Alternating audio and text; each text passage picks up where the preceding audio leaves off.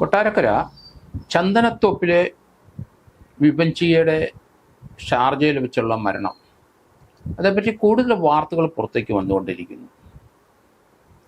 31 വയസ്സുള്ള വിഭജിക മണിയന് ഷാർജയിലെ ഒരു സ്വകാര്യ കമ്പനിയിലെ HR വിഭാഗത്തിൽ ജോലി ചെയ്തു വരികയാണ്. അവർ കല്യാണം കഴിച്ചിരിക്കുന്ന കൊല്ലം കേരളപുരം നിതീഷ്. അയാൾ അവിടെ ഒരു പ്രൈവറ്റ് കമ്പനിയിൽ അയാൾക്ക് ജോലിയാണ്. അയാൾ എൻജിനീയറാണ്. രണ്ടുപേർക്കും ജോലിയുണ്ട്, ശമ്പളമുണ്ട്. നേരത്തെ മുതൽ തന്നെ വിഭജിക ഷാർജ ജോലിയായിരുന്നു. അതിനുശേഷമാണ് നിതീഷുമായിട്ടുള്ള വിവാഹം നടന്നത്. അതിൽ വൈഭവി എന്ന് പറഞ്ഞ 1.5 വയസ്സുള്ളൊരു കുട്ടിയുണ്ട്. ഇവർ തമ്മിൽ സ്വരച്ചേർച്ചയില്ലാതെ വന്നു. സാമ്പത്തിക പ്രശ്നമുണ്ട്. കൂടുതൽ സ്വർണം വേണം, കൂടുതൽ സ്ത്രീധനം വേണം, അങ്ങനെ ഡിമാൻഡ് ചെയ്തു. അതൊന്നും കൊടുക്കാനുള്ള സാമ്പത്തികം പെൺകുട്ടിയുടെ അമ്മയ്ക്കില്ല. അമ്മ ശൈലജ, ഭർത്താവ് നേരത്തെ മരിച്ചിരുന്നു. അതുകൊണ്ട് അമ്മയാണ് കൊച്ചിനെ വളർത്തിയത്. അവർക്ക് ഷാർജ ജോലിയുണ്ട്. നല്ലൊരു കല്യാണമാണെന്ന് വിചാരിച്ച് അത് നടത്തി കൊടുത്തു. 1.5 വയസ്സ് ആ കുട്ടിക്കുണ്ട്. 2020 ആണ് വിവാഹം കഴിച്ചത്. ഇവർ തമ്മിൽ അഭിപ്രായ വ്യത്യാസം ഉണ്ടായി. പല പ്രശ്നത്തെ കൂടിയാണ് അഭിപ്രായ വ്യത്യാസം വന്നത്. സാമ്പത്തികമായ പല പ്രശ്നങ്ങളും. കൂടുതൽ സ്വർണം വേണം, കൂടുതൽ സ്ത്രീധനം വേണം, കാറ് വേണം, അങ്ങനെയൊക്കെയുള്ള ഡിമാൻഡ് ധാരാളം സാമ്പത്തികമായിട്ട്. കുറേ സ്വർണ്ണാഭരണങ്ങൾ ഇവർ ലോക്കറിൽ സൂക്ഷിച്ചിട്ടുണ്ട്. അതോടൊപ്പം കൊച്ചിൻ്റെ കുറേ സ്വർണ്ണാഭരണങ്ങളും ലോക്കറിലുണ്ട്. ലോക്കറിൻ്റെ കീയ് ഭർത്താവിൻ്റെ അച്ഛൻ്റെ കയ്യിലായിരുന്നു. ഇവർ തമ്മിൽ ചില പ്രശ്നങ്ങളായി കഴിഞ്ഞപ്പം ആ ലോക്കറിൻ്റെ കീ തിരിച്ചു വാങ്ങിച്ചു. അത് പിതാവിൻ്റെ നിന്ന് വാങ്ങിച്ചത് ഇവർ തമ്മിൽ അഭിപ്രായ വ്യത്യാസം ഉണ്ടായിരുന്നു. അതോടൊപ്പം തന്നെ ഇവരുടെ നാത്തും ഇവരുടെ ഭർത്താവിൻ്റെ സഹോദരി, അവരും ഭർത്താവിൻ്റെ പിതാവും ഇവരോട് വലിയ എതിർപ്പായിരുന്നു. അത് മാനസികമായി ഇവരെ തളർത്തിക്കളഞ്ഞു. ഏതായാലും ഈ കീ വാങ്ങിച്ചപ്പം അത് അയാൾക്ക് ശരിക്കും കൊണ്ടു. അപ്പം കൂടുതൽ പണം ചോദിച്ചപ്പം അതേപ്പറ്റി തർക്കം വന്നപ്പം, നിന്നോട് കൂടെ പണം ചോദിച്ചത് ഞാൻ നിന്നെ കല്യാണം കഴിച്ചിരിക്കുന്നത് എൻ്റെ അച്ഛനും വേണ്ടിയിട്ട് കൂടിയാണ് എന്ന വ്രണപ്പെടുത്തുന്ന വാക്കുകൾ പറഞ്ഞു. അയാൾ പല പ്രാവശ്യവും നാട്ടിൽ വന്ന സന്ദർഭത്തിൽ കൂടെ വന്ന വിഭജികയെ അവരുടെ അമ്മയെ കാണാൻ അയച്ചില്ല. മടങ്ങി അവർ പോയി. പിന്നീട് അയാൾ 3-4 വർഷം തനിച്ചു വന്നു. ഭാര്യയെ കൊണ്ടുവരാതെ, ഭാര്യ കൂട്ടി പോവില്ല. അങ്ങനെ മാനസികമായി അമ്മയും പീഡിപ്പിച്ചു, ഈ ഭാര്യയും പീഡിപ്പിച്ചു. 7 മാസം അവർക്ക് ഗർഭവതിയായിരുന്നപ്പം അവർക്ക് ഷവർമ കഴിക്കാൻ കൊതി വന്നു. അത് ഭർത്താവിൻ്റെ അടുത്ത് പറഞ്ഞപ്പം അയാൾക്ക് അരിശവും ദേഷ്യം വന്നിട്ട് ഷവർമയും കുറേ പുല്ലുകളും മറ്റേത് മറിച്ചതും എല്ലാം കൂടെ ചേർത്ത് അവർ വായിലോട്ട് കുത്തിക്കയറ്റി. അത് ഇറങ്ങാതിരിക്കാൻ വേണ്ടി കഴുത്ത് ഞെക്കിപ്പിടിച്ചു. അങ്ങനെ അവരെ ഭീകരമായിട്ട് മർദ്ദിച്ച സംഭവങ്ങളൊക്കെ ധാരാളമുണ്ട്. അവർക്ക് കൂടുതൽ പണം വേണം. അതേസമയത്ത് ഇയാൾ ഭാര്യയിൽ നിന്ന് അകന്നു. രണ്ടുപേരും ചേർച്ചയില്ല, 2 സ്ഥലത്ത് താമസമായി.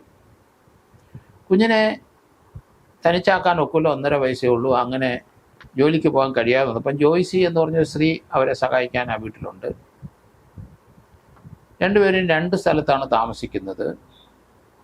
ഇയാൾക്ക് നിതീഷിന് വഴിവിട്ട ചില ബന്ധങ്ങളുണ്ട്.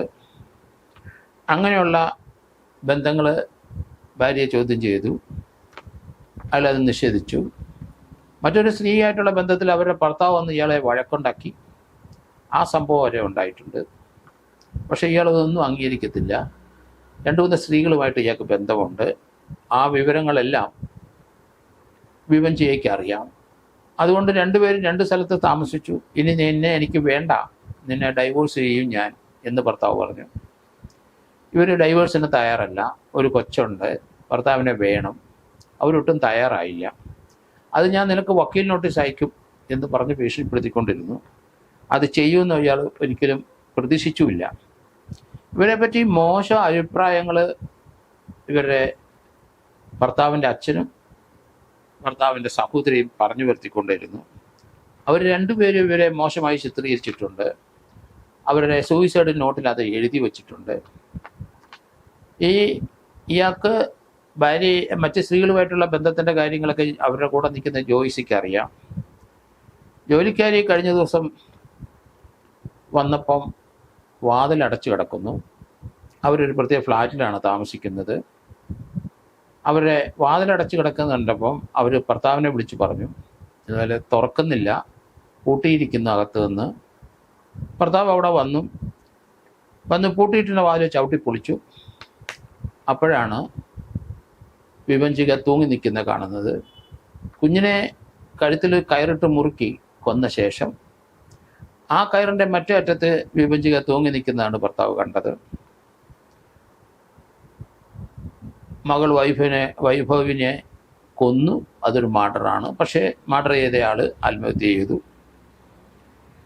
ഇവർ തമ്മിലുള്ള പ്രശ്നങ്ങൾ അമ്മയ്ക്കറിയാം. വിഭജിയുടെ അമ്മ പറയുന്നത് ഇയാൾ കൊന്നതാണ്. കൊച്ചിനെയും ഭാര്യയെയും അല്ലെ മകളെയും നിതീഷ് കൊന്നതാണ്. അവിടെ ഇയാളുടെ സ്വാധീനം കൊണ്ട് ചിലപ്പം അതിൻ്റെ തെളിവൊക്കെ നശിപ്പിക്കാം. അതുകൊണ്ട് മകളുടെയും കൊച്ചിൻ്റെയും ബോഡി നാട്ടിൽ കൊണ്ടുവരണം. ഇവിടെ അത് റീപോസ്റ്റ്മോർട്ടത്തിന് വിധേയമാക്കണം. എങ്കിലേ സത്യം പുറത്തു വരുള്ളൂ. ഇയാൾ അവരെ കൊച്ചിനെയും ഭാര്യയെയും കൊന്നിട്ട് അവിടുന്ന് മാറി അയാളുടെ ഫ്ലാറ്റിൽ പോയതാണ് എന്നാണ് അമ്മ പറയുന്നത്. അതിനുള്ള സാഹചര്യമാണ് അവിടെ നടക്കുന്നത്. എന്തായാലും ഡെഡ് ബോഡി നാട്ടിൽ കൊണ്ടുവരാം. ഇവിടെയും റീപോസ്റ്റ്മോർട്ടം ചെയ്യാം. അവിടെ അയാളുടെ സ്വാധീനം ഉപയോഗിച്ച് എന്തെങ്കിലും കൃത്രിമം അതിനകത്ത് കാണിച്ചിട്ടുണ്ടോ നമുക്കറിയില്ല. പക്ഷെ നാട്ടിൽ കൊണ്ടുവന്നാൽ വിദേശത്ത് പോസ്റ്റ്മോർട്ടം ചെയ്ത ബോഡി ഇവിടെയും പോസ്റ്റ്മോർട്ടം ചെയ്യാം. കൊച്ചിൻ്റെ ബോഡി ഇവിടെ കൊണ്ടുവരണം. കുഞ്ഞു കൊച്ചിൻ്റെ ബോഡി അവിടെ തന്നെ അടക്കണം എന്നാണ് അയാൾ വാശി പിടിക്കുന്നത്. അതെന്താണ് അങ്ങനെ പറയുന്നതെന്ന് മനസ്സിലാകുന്നില്ല. ഏതായാലും രണ്ടുപേരുടെയും ബോഡി നാട്ടിൽ കൊട്ടാരക്കര കൊണ്ടുവരണം. ചന്ദനത്തോപ്പി വീട്ടിൽ കൊണ്ടുവരണം. അവരെ നാട്ടിൽ അടക്കണം. അവരെ റീപോസ്റ്റ്മോർട്ടം ചെയ്യണം എന്നാണ് അമ്മ ശൈലജയുടെ ആവശ്യം. ഏതായാലും അത് അവരുടെ റൈറ്റാണ്, അതങ്ങനെ ചെയ്യണം. കാരണം ആ സംശയം ഉണ്ടെങ്കിൽ അതും തീർച്ചയായിട്ടും അത് ദൂരീകരിക്കണം. അത് തന്നെയല്ല, ദീർഘമായ ഒരു സൂയിസൈഡൽ നോട്ട് അവർ എഴുതി വച്ചിട്ടുണ്ട്. അതിനകത്ത് അവരുടെ മുഴുവൻ കാര്യങ്ങളും വൈഷമ്യങ്ങളും പ്രയാസങ്ങളും, ഭർത്താവിൻ്റെ പീഡനവും, ഭർത്താവിൻ്റെ അച്ഛൻ്റെ പീഡനവും, ഭർത്താവിൻ്റെ സഹോദരിയുടെ പീഡനവും ഒക്കെ അവർക്കൊരു വക്കീൽ നോട്ടീസ് അയച്ചു എന്ന് പറയുന്നു. ഇത്രയും ജോലിയുള്ള മാന്യമായിട്ട് ജീവിക്കുന്ന ഒരു കുട്ടിയെ കല്യാണം കഴിച്ചിട്ട് അവർ വളരെ സമ്പാദിച്ചിട്ടുണ്ട്. അവരുടെ സ്വർണ്ണങ്ങളെല്ലാം അവർ ആ മരണത്തിന് മുമ്പ് അത് അടുത്ത ആരോ ഏൽപ്പിച്ചിരിക്കുന്ന നാട്ടിൽ പോവുക എന്ന് പറഞ്ഞിട്ട് അപ്പോൾ ആ അവരുടെ ലോക്കറിൻ്റെ കീ കൊടുത്തിട്ടുണ്ട്, കുട്ടിയുടെയും കൊടുത്തിട്ടുണ്ടെന്നാണ് മനസ്സിലാക്കുന്നത്. അവർ നാട്ടിൽ പോകാമെന്ന് പറയുമ്പോൾ സാധാരണഗതിയിലെ സ്വർണ്ണമെല്ലാം അടുത്തൊരു വീട്ടിലെ പരിചയക്കാരെ ഏൽപ്പിക്കും. ലോക്കറിൻ്റെ കീ ഒക്കെ അവിടെ ഏൽപ്പിച്ചിട്ടാണ് പലരും പോരുന്നത്. അപ്പം കുറച്ച് സ്വർണവും കീയും ഒക്കെ അവിടെ ഏൽപ്പിച്ചിട്ടുണ്ട്. അത് പിന്നെ അവകാശികൾ ഇനി അയാളല്ല.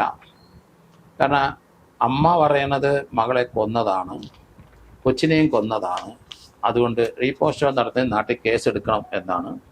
തീർച്ചയായിട്ടും അമ്മയുടെ ആഗ്രഹം അനുസരിച്ച് കാര്യങ്ങൾ നീങ്ങണമെന്നാണ് ഞാൻ കരുതുന്നത്. കാരണം സംശയമാണ്. സൂയിസൈഡ് നോട്ടുണ്ട്. അപ്പോൾ തന്നെ അബറ്റ്മെൻറ്റ് കമ്മിറ്റ് സൂയിസൈഡിലേക്ക് വന്നു കഴിഞ്ഞു. അവിടെ ശിക്ഷ ഉണ്ടോയെന്നറിയാൻ നമ്മുടെ നാട്ടിലെ 10 വർഷം ശിക്ഷ അതിന് തന്നെ കൊടുക്കണം. അത് തന്നെയല്ലേ ഇതിനകത്ത് ഷാർജയിലെ അന്വേഷണത്തിന് വിവരങ്ങൾ വേണം. അത് തന്നെയല്ലേ ഷാർജയിൽ ഇവരെ കെട്ടിത്തൂക്കിയതാണോ, അവിടുത്തെ പോസ്റ്റ്മോർട്ടം റിപ്പോർട്ട് എന്താണ് പറയുന്നത്, അങ്ങനെയുള്ള കാര്യങ്ങളും നോക്കാനുണ്ട്. ഏതായാലും ഇതിനെ സംബന്ധിക്കുന്ന വിവരങ്ങൾ അറിയാവുന്ന ചിലപ്പോൾ അവരുടെ ഫ്ലാറ്റിനടുത്തൊക്കെ ഉണ്ടാവാം. ഇയാൾ അവിടെ വരികയോ പോവുകയോ ചെയ്തിട്ടുണ്ടെങ്കിൽ CCTV ദൃശ്യം അവിടെ ഉണ്ടോ നമുക്കറിയില്ല. എങ്കിലും CCTV ദൃശ്യത്തിൽ കാണാൻ സാധ്യതയുണ്ട്. ഭർത്താവ് എപ്പോഴാണ് ഇവരുടെ ഫ്ലാറ്റിൽ വന്നു പോയത്. അതുകൊണ്ട് അമ്മ പറയുന്നതിൽ വാസ്തവം ഉണ്ടോ ഇല്ലയോ എന്ന് എന്തായാലും ഒരു കോഗ്നിസബിൾ ഒഫൻസ് നടന്നിരിക്കുകയാണ്. 10 വർഷത്തെ ശിക്ഷ ലഭിക്കാമെന്നുള്ള കുറ്റം ഇന്ത്യയിലാണെങ്കിൽ ഇപ്പം തന്നെ നടന്നു കഴിഞ്ഞു. അവിടെ കൊണ്ട് ഇത് അവസാനിപ്പിക്കാൻ കഴിയില്ല. അത് രണ്ടുപേരും ഇന്ത്യക്കാരാണ്. അതുകൊണ്ട് ഇന്ത്യയിലോട്ട് കൊണ്ടുവരണം.